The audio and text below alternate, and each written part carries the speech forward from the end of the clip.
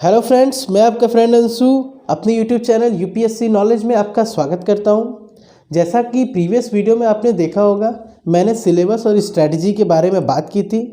अब हम अपने टॉपिक से शुरुआत करते हैं जो कि ज्योग्राफी में है। ज्योग्राफी में सबसे पहले हम क्या पढ़ेंगे? क्लाइमेटोलॉजी पढ़ेंगे। क्लाइमेटोलॉजी में सबसे पहले हमें ये जानने की ज़रूरत है कि हमारा एटमॉस्फेयर क्या है, ये एटमॉस्फेयर कैसे आया। अगर हम अर्थ के एटमॉस्फेयर को समझना चाहते हैं तो सबसे पहले हमें और भी प्लैनेट के एटमॉस्फेयर को समझना पड़ेगा। ये यूनिवर्स कैसे बना। देखिए, मैं जियोमॉर्फोलॉजी के टॉपिक पे तो नहीं जाऊंगा, लेकिन जो इम्पोर्टेंट होगा एटमॉस्फेयर से रिलेटेड मैं यहाँ पे आपको पढ़ाऊँगा। चलिए फ्रेंड्स, स्टार्ट करते हैं। तो सबसे पहले हम एटमॉस्फेयर के बारे में समझते हैं। अगर बिग बैंग थ्योरी की बात करें तो बिग बैंग थ्योरी के मुताबिक आज भी हमारा यूनिवर्स फैल रहा है, क्योंकि उनका कहना है कि बहुत साल पहले एक ब्लास्ट हुआ। ब्लास्ट में जितने भी पार्टिकल्स और डस्ट थे इधर उधर फैल गए, और वो इवन यूनिवर्स हमारा आज भी फैल रहा है। जैसे कि अगर एक बैलून लेते हैं और बैलून पे कुछ डॉट्स बना देते हैं, तो जब बैलून में हवा नहीं है तो वो बैलून छोटा सा है, डॉट्स हमने पास पास में बना दिया है। जैसे ही बैलून में हम एयर ब्लो करेंगे तो बैलून क्या एक्सपेंड करेगा। जब वो एक्सपेंड करेगा तो वो डॉट्स की जो डिस्टेंस है बीच की, वो दूर होती चली जाएगी। ऐसे ही मेरे यूनिवर्स में हो रहा है। तो अब बात करते हैं एटमॉस्फेयर की। जैसे कि सपोज कीजिए कि ये हमारा अर्थ है और इसके आसपास का ये एटमॉस्फेयर है।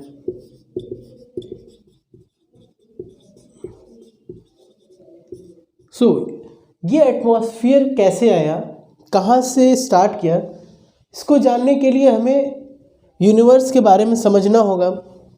तो सपोज़ कीजिए कि जो भी बिग बैंग थ्योरी के हिसाब से जो भी डस्ट पार्टिकल थे, वो क्या हुआ, उन्होंने एक गैसियस मास बना लिया जिसमें कुछ पार्टिकल्स बड़े थे, कुछ पार्टिकल्स छोटे थे, और ये सारे मिलके एक गैसियस मास बना लिया, या हम गैसियस नेबुला भी इसे कह सकते हैं।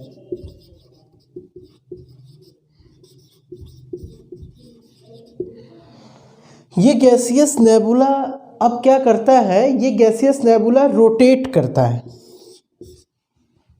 रोटेशन की वजह से क्या होता है, ये पार्टिकल आपस में कोलाइड करते हैं।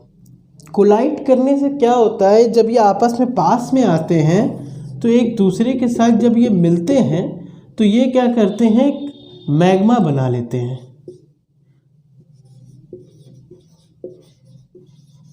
और ये मैग्मा को ही हम इनिशियल अर्थ कहते हैं।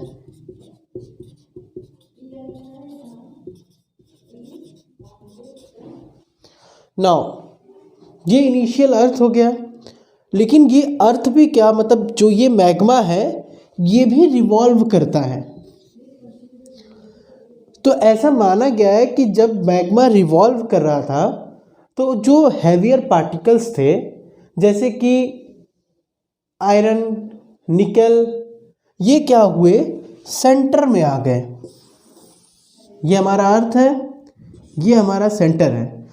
तो यहाँ क्या है, जो आयरन निकल जो है ये आ गए सेंटर में, और जो ये फेरी फेरी है, यानी कि जो ये आउटर साइड है, ये जो आउटर साइड है अर्थ का, जो लाइटर पार्टिकल थे वो इस आउटर साइड पे आ गए।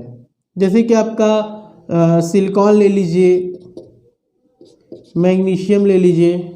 अब क्या होता है कि ये इनसे गैसें निकलती हैं बाहर की तरफ, ठीक है। और ये जो हमारा सिलिका यानी कि जो आउटर साइड के जो पार्टिकल है, ये भी क्या करते हैं, कूलिंग डाउन होने लगते हैं। जब ये कूल होने लगते हैं तो ये एटमॉस्फेयर में गैस रिलीज करते हैं। ये जो गैस है, ये गैस क्या होती है, हमारे जो अर्थ के ग्रेविटेशनल फोर्स है उससे बाउंड हो जाती है, और उस बाउंड होने की वजह से ये बाहर नहीं निकल पाती हैं, और इसी को हम क्या कहते हैं, प्रिमिटिव एटमॉस्फेयर।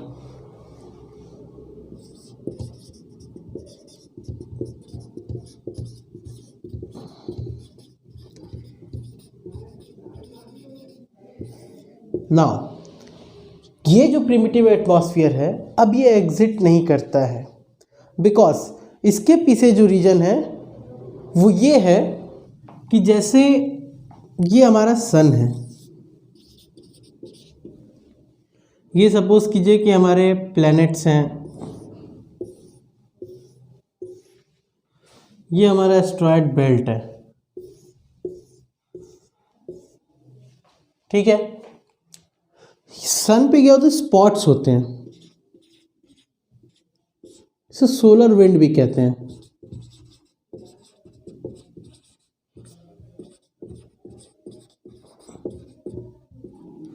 ये सन स्पॉट या सोलर विंड क्या किया, यहां से हवा आई,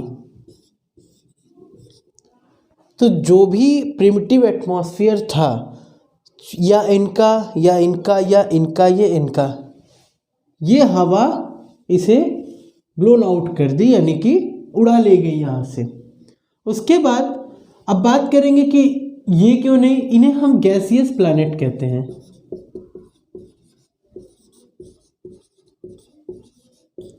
गैसियस प्लैनेट इन्हें इसलिए कहते हैं क्योंकि ये काफ़ी दूर थे सन से, तो जो सन विंड की जो फ्रीक्वेंसी यानी जिस तेज़ी से यहाँ पे इसे हवा ले जाना चाहिए था वो यहाँ से नहीं ले जा पाए, तो इन्हें इसलिए हम गैसियस प्लैनेट कहते हैं।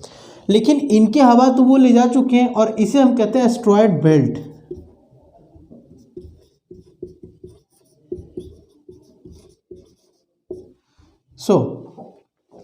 अब जब यहाँ से हवा लेके चली गई तो यहाँ का एटमॉस्फेयर तो फ्री हो गया, तो क्या अब हमारा एटमॉस्फेयर नहीं है? तो फिर ये एटमॉस्फेयर कौन सा है? तो ऐसा माना जाता है कि आज भी हमारे एटमॉस्फेयर में चेंजेस हो रहे हैं और लगातार जो पृथ्वी का एटमॉस्फेयर है वो बनता चला जा रहा है, मतलब उसमें कॉम्पोजिशन लगातार हो रहा है। तो इसमें मैं आपको बहुत अच्छे एग्जाम्पल्स भी बताऊंगा। पहले इस बात को समझते हैं कि जो हमारे अर्थ के अंदर जो एक मॉल्टेन मैग्मा था,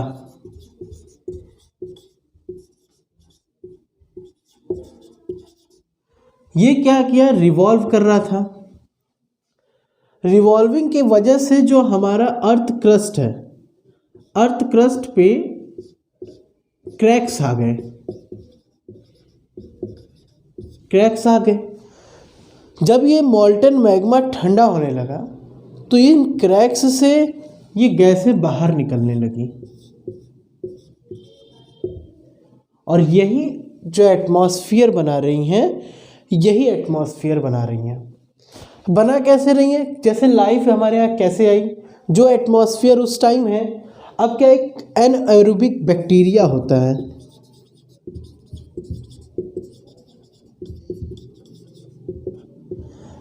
ये क्या किया, ये ऑक्सीजन रिलीज करने लगा।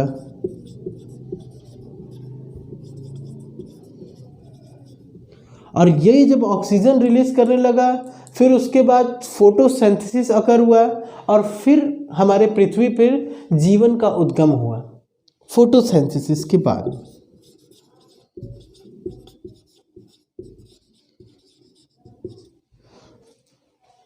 तो ये तो हो गया कि हमारा एटमॉस्फेयर आज भी बन रहा है और कैसे बन रहा है ये मैंने आपको बताया।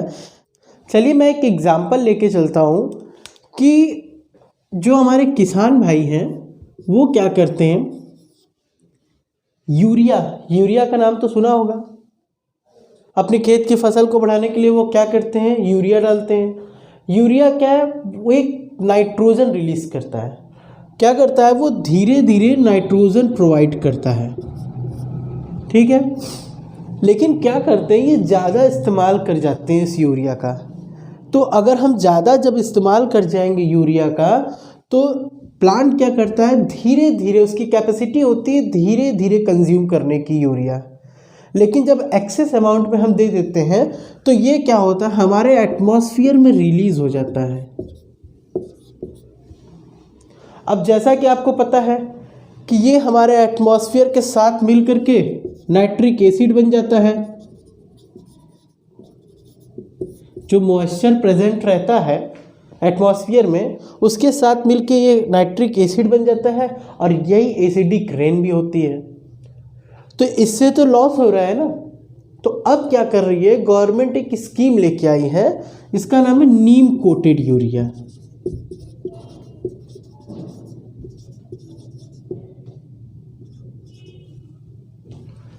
नीम कोटेड यूरिया क्या है? नीम कोटेड यूरिया आप ऐसे समझ सकते हो कि ये यूरिया जब हम देते हैं प्लांट में, तो ये भी प्लांट को उसी स्पीड से नाइट्रोजन प्रोवाइड करता है जिस स्पीड से प्लांट को चाहिए। मतलब कंज्यूमिंग पावर जितनी प्लांट की है उसी पावर से ये उसे प्रोवाइड करता है। सो ये तो प्रॉब्लम सॉल्व हो गई, लेकिन एक और प्रॉब्लम थी जो कि इंडस्ट्रीज क्या करते थे, पेस्टिसाइड्स बनाते हैं, यूरिया से बनता है ये, और फिर क्या करते हैं ये फार्मर्स को सेल करते हैं। तो जो ये फार्मर्स को सेल करते हैं तो इस यूरिया से ये बनाते थे। अब मार्केट में यूरिया तो एक अपने अलग रेट पे है, जो गवर्नमेंट फार्मर्स के लिए यूरिया प्रोवाइड करती थी वो सब्सिडी के साथ प्रोवाइड करती थी।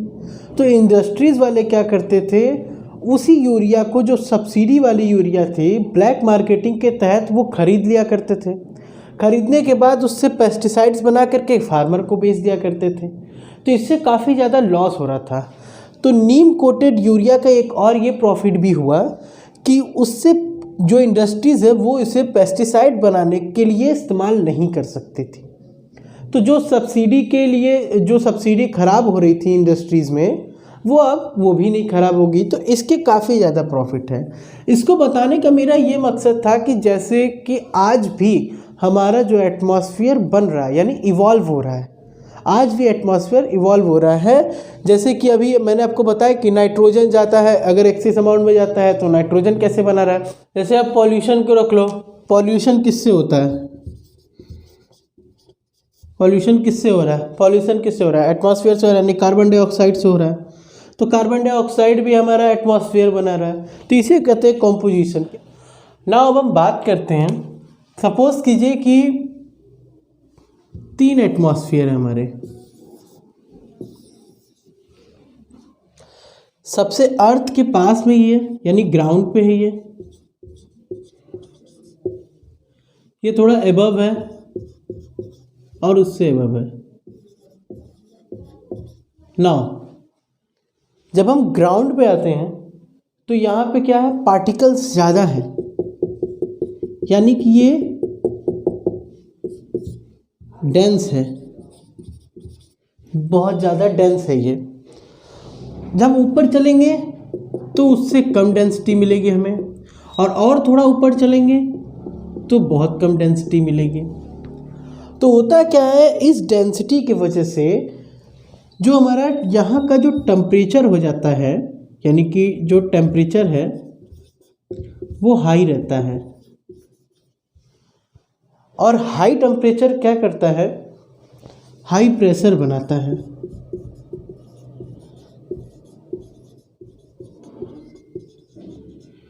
और हम ये फिज़िक्स में पढ़ते भी हैं कि अगर हाई टेम्परेचर है तो हाई प्रेशर है। एक फॉर्मूला था PV = RT। अगर V और R कांस्टेंट रख देते हैं तो P is directly proportional to the T, यानी कि प्रेशर इज़ डायरेक्टली प्रोपोर्शनल, यानी कि pressure directly proportional to the temperature. तो जैसे जैसे टेम्परेचर बढ़ेगा वैसे वैसे प्रेशर भी बढ़ेगा। तो होता क्या है कि जो इंसान यहाँ पे ग्राउंड पे है, इसके ऊपर बहुत सारा प्रेशर भी लग रहा होगा, क्योंकि जैसा मैंने बताया कि ग्राउंड पे क्या है, टेम्परेचर ज़्यादा है तो प्रेशर भी ज़्यादा है। तो यही जो बॉडी है हमारी, ये क्या करती है रिटर्न में, क्योंकि अब अगर ऊपर से प्रेशर पड़ रहा है, क्योंकि एटमॉस्फेरिक प्रेशर बहुत ज़्यादा होता है, तो उसी से अगेंस्ट में, यानी उसके रिएक्शन में हमारी बॉडी क्या करती है, रिटर्न प्रेशर लगाती है। ठीक है, इस एटमॉस्फेरिक प्रेशर को न्यूट्रलाइज करने के लिए। ये अगर आपको कॉन्सेप्ट क्लियर हो गया कि अगर हाई टेम्परेचर अगर मैं बात कर रहा हूँ तो हाई प्रेशर होगा किसमें, फिजिक्स में। जैसा कि हम पढ़ते भी चले आए हैं। नाउ एक और कॉन्सेप्ट लेके चलते हैं। इसमें क्या है कि अब जैसा कि मैंने बोला यहाँ हाई डेंसिटी है, तो अब ऊपर बढ़ रहे हैं तो अब लो डेंसिटी, यानी कि यहाँ क्या हाई प्रेशर है, हाई प्रेशर है तो हाई टेम्परेचर है, तो यहाँ क्या होगा, लो टेम्परेचर होगा। और जब और ऊपर जाएंगे तो और लो टेम्परेचर हो जाएगा। तो ये जो टेम्परेचर जो कम हो रहा है इसका एक रेट होता है, ये होता है 6.5 डिग्री सेंटीग्रेड पर किलोमीटर। जैसे कि हम अर्थ के ग्राउंड लेवल से 6.5 किलोमीटर अबव जाते हैं तो 1 किलोमीटर अबव जाते हैं तो 6.5 डिग्री सेंटीग्रेड टेम्परेचर कम हो जाता है। तो जैसे अगर यहाँ पर मान सपोज कीजिए कि यहाँ पे 20 डिग्री सेंटीग्रेड है, 20 डिग्री सेंटीग्रेड, तो यहाँ क्या होगा 13.5 डिग्री सेंटीग्रेड। और फिर और ऊपर चले जाते हैं तो कितना हो गया 6.5, 7 डिग्री सेंटीग्रेड। तो ऐसे ही जब हम ऊपर बढ़ते चले जाएंगे तो हमारा टेम्परेचर डिक्रीज होता चला जाएगा। इसी को हम क्या कहते हैं, नॉर्मल लैप्स रेट कहते हैं। ये हमारा नॉर्मल लैप्स रेट है। नाउ अब एक और कॉन्सेप्ट को हम समझते हैं। जैसे सपोज कीजिए ये हमारी पहाड़ी है और ये हमारा ग्राउंड है। एक बंदा यहाँ पे खड़ा है और एक यहाँ पे खड़ा है। नाउ जो ये प्रेशर एग्जर्ट कर रहा है तो एटमॉस्फेरिक प्रेशर यहाँ क्या है, is equal to body pressure. यहाँ पे क्या है, जो हमारा एटमॉस्फेरिक प्रेशर है वही यहाँ पे बॉडी प्रेशर है। लेकिन जैसे ही हम ऊपर जाते हैं तो हमें पता है कि यहाँ पे क्या है 20 डिग्री है सेंटीग्रेड, यहाँ पे हो जाता है सपोज कीजिए कि 13.5 हो जाता है और यहाँ हो जाता है 7 डिग्री सेंटीग्रेड। तो यहाँ क्या है, जो बॉडी प्रेशर है यानी कि ये जो एटमॉस्फेरिक प्रेशर क्या है ये लो है और ये क्या है हाई है। तो यहाँ से हमें ये पता चलता है कि जो हमारा एटमॉस्फेरिक प्रेशर है वो कम है बॉडी प्रेशर से। तो जब हम कभी पहाड़ियों पे जाते हैं, कभी भी आगे बढ़ते हैं, तो होता क्या है वहाँ पे जब हमारा बॉडी प्रेशर ज़्यादा होता है, एटमॉस्फेरिक प्रेशर कम हो जाता है, तो वहाँ पे क्या है हमें ब्लीडिंग होने लगती है, नोज़ से ईयर से ब्लीडिंग होने लगती है। उसके पीछे का कॉन्सेप्ट यही है क्योंकि वहाँ पे क्या है हमारा एटमॉस्फेरिक प्रेशर कम है और बॉडी प्रेशर ज़्यादा है। नाउ अब जैसा कि मैंने बोला कि फिजिक्स में क्या होता है, temperature is directly proportional to pressure होता है, ठीक है। बट अभी मैं आपको एक कॉन्सेप्ट बताऊंगा जो कि ज्योग्राफी में उल्टा हो जाता है। आप सोच रहे होगे कैसे फिजिक्स को कोई चैलेंज कर सकता है। सो मैं आपको यहाँ पे दिखाता हूँ एक कॉन्सेप्ट, जिससे क्या होगा कि जब भी मैं आपको ज्योग्राफी में बात करूँगा तो आप इस कॉन्सेप्ट को फॉलो नहीं करोगे। जो मैं कॉन्सेप्ट आपको बताऊँगा आपको उस कॉन्सेप्ट को फॉलो करना पड़ेगा। So let me start. Suppose कीजिए कि ये सन है और ये हमारी अर्थ है।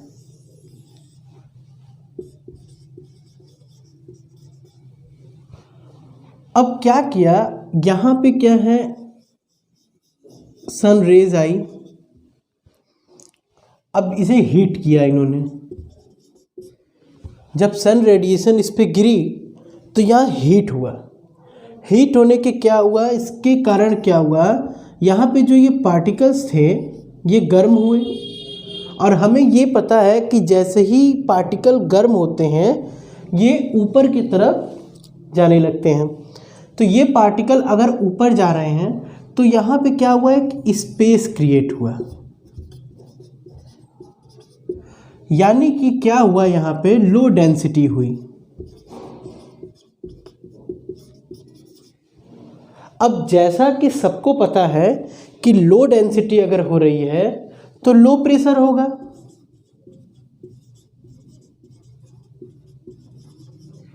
जैसे आप सपोज कीजिए कि अगर इस कमरे में 100 बंदे हैं तो क्या होगा, डेंसिटी ज़्यादा है तो हीट भी ज़्यादा होगी, और हीट ज़्यादा होगी तो प्रेशर भी ज़्यादा होगा।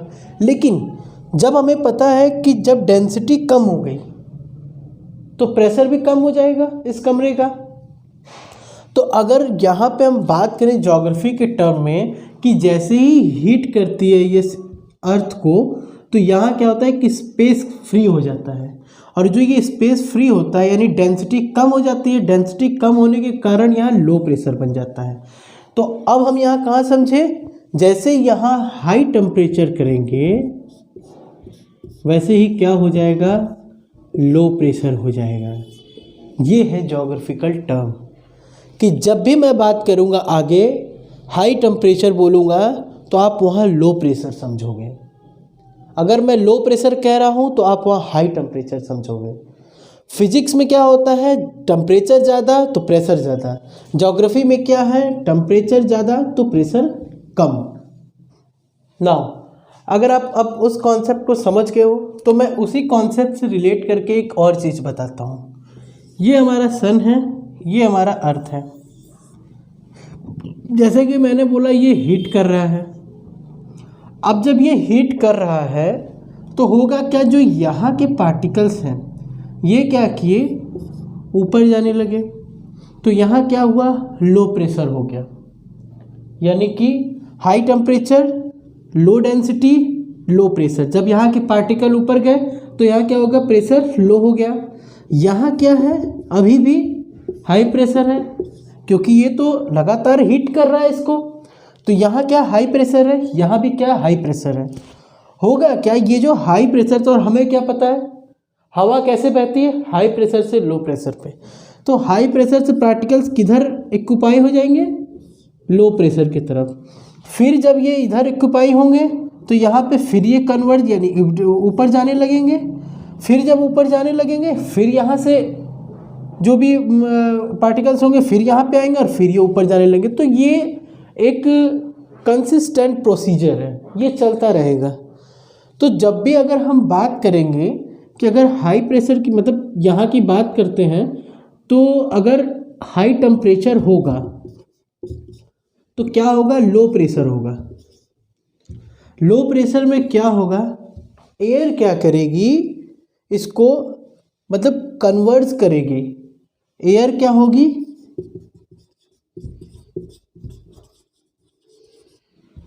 और क्या ऊपर की तरफ बढ़ेगी। ठीक है, अभी हमने यही पढ़ा, हाई टेम्परेचर हुआ, लो प्रेशर हो गया। एयर क्या कर रही है, कन्वर्ज कर रही है और रेस कर रही है। कन्वर्ज करेगी, रेस करेगी। अब आप यहीं से एक कॉन्सेप्ट को समझना, जब ये हवा जो है, जब ये पार्टिकल्स या जो भी आप कह लो इसे, ये जब ऊपर की तरफ जाएंगे तो आपको ये तो पता है कि जैसे ही जैसे हम ऊपर जाते हैं टेम्परेचर कम हो जाता है। सपोज कीजिए यहाँ पे टेम्परेचर कम है तो ये जो मॉइस्चर है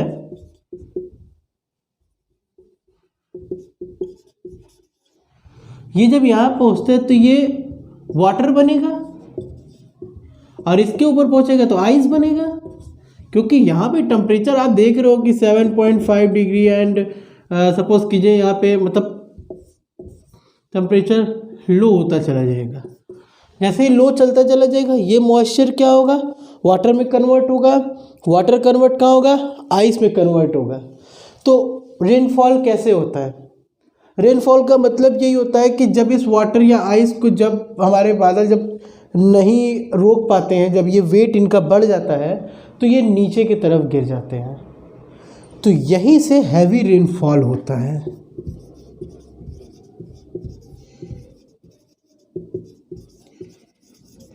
तो अब आप देखे होंगे जैसे हमारा इक्वेटर है, इक्वेटर पे क्या होता है, इक्वेटर यानी कि भूमध्य रेखा, वहाँ क्या होता है, जो जो हीट करता है, जो सन की जो फ्रीक्वेंसी होती है, उसकी जो रेडिएशन की फ्रीक्वेंसी सबसे ज़्यादा हाई कहाँ रहती है? इक्वेटर पे रहती है। तो सबसे ज़्यादा हीट किसको करते हैं? इक्वेटर को करते हैं। तो जब ये हीट करते हैं तो वहाँ पे क्या होता है? लो प्रेशर जनरेट होता है। पार्टिकल क्या करते हैं? रेस करते हैं, कन्वर्स करके रेस करते हैं। जैसे ही वे ऊपर की तरफ बढ़ते हैं उन्हें लो टेम्परेचर मिलता है, वो वाटर में कन्वर्ट हो जाते हैं। और जब वहाँ पे एक्सटेंड मतलब वहाँ पे जब वो नहीं बंध पाते हैं तो वो नीचे की तरफ गिरते हैं, तो उसी को हम रेनफॉल कहते हैं। तो इसीलिए इक्वेटर, जो जितने भी एरिया इक्वेटर के, वहाँ पे ज़्यादा रेनफॉल होती है। आप समझ में आया? तो ये जो रेनफॉल का स्ट्रक्चर है वो इसी कारण से है कि इक्वेटर पे ज़्यादा रेनफॉल क्यों होती है। इसी को हम क्या कहते हैं? एवरग्रीन फॉरेस्ट कहते हैं।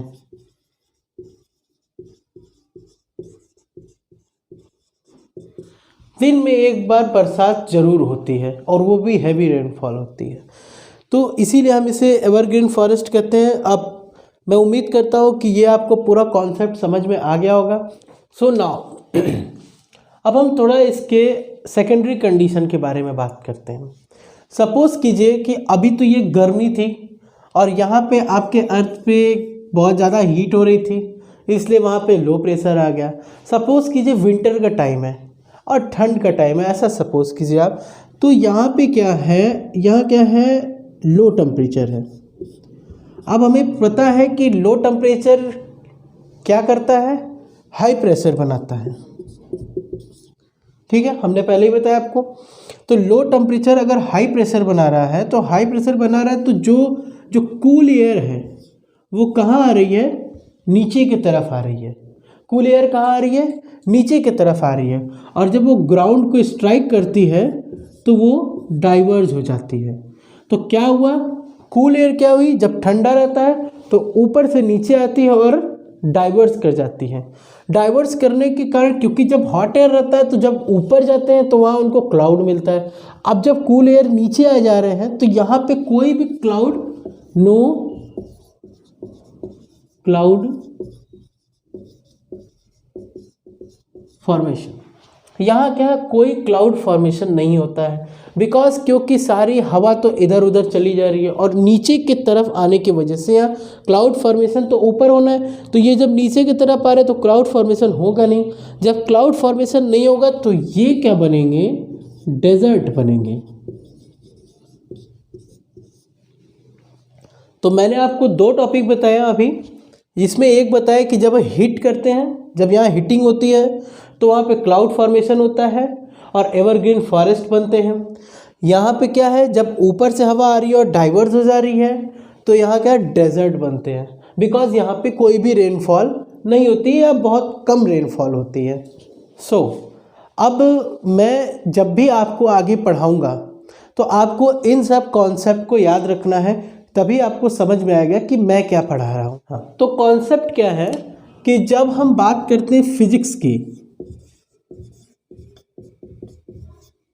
तो हम क्या बात करते हैं? High temperature is equal to high pressure. और जैसे ही हम बात करते हैं ज्योग्राफी की,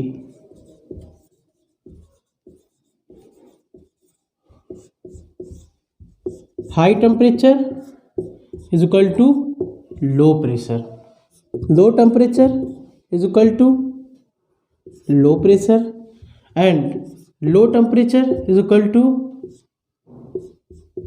हाई प्रेशर। तो हमें इस चीज़ को ध्यान में रखना है, यही टॉपिक आपको याद रखना है और ये कॉन्सेप्ट आपको याद रखना है। जब भी मैं ज्योग्राफी में हाई टेम्परेचर की बात करूँगा आप लो प्रेशर समझना, और जब मैं लो टेम्परेचर की बात करूँगा तो हाई प्रेशर समझना। तो अब आज का लेक्चर यही ख़त्म करते हैं, और क्योंकि ज़्यादा अगर पढ़ा दूंगा तो आपको एक दिन में इतना सारा समझने के लिए भी टाइम चाहिए। आप यकीन मानिए, कोई मैं बहुत धीमे नहीं चल रहा हूँ, मैं बहुत ही फास्ट आगे बहुत ही फास्ट पढ़ाऊँगा। इसलिए आपको इन सब बेसिक कॉन्सेप्ट को समझना है। अगर ये आपको नहीं समझ में आएगा, कहीं मैं हाई टेम्परेचर की बात करूँगा आपको वहाँ समझ में नहीं आएगा कि ये किसकी बात कर रहे हैं। मैं आप वहाँ हाई टेम्परेचर की बात करूँगा, आप वहाँ हाई प्रेशर समझ लोगे। तो इस चीज़ को आपको पहले समझना होगा, फिर मैं आगे बहुत ही फास्ट तरीके से बताऊँगा। अभी मैं स्लो इसलिए हूँ क्योंकि आपको बिल्कुल अच्छे तरीके से समझ में आ जाए। अगर इनमें से रिलेटेड कोई भी टॉपिक नहीं समझ में आ रहा है तो आप मेरा व्हाट्सएप नंबर है, व्हाट्सएप नंबर पे आप मुझे व्हाट्सएप कर सकते हैं। ठीक है, चलिए थैंक यू। अब अपने नेक्स्ट लेक्चर में मिलते हैं और उसमें मैं एक नया टॉपिक लेकर के आऊँगा जिसे पढ़ने में आपको और इन्जॉय आने वाला है। ठीक है, लाइक करना, सब्सक्राइब करना नहीं भूलना और अपने फ्रेंड्स के साथ शेयर ज़रूर करना। Thank you.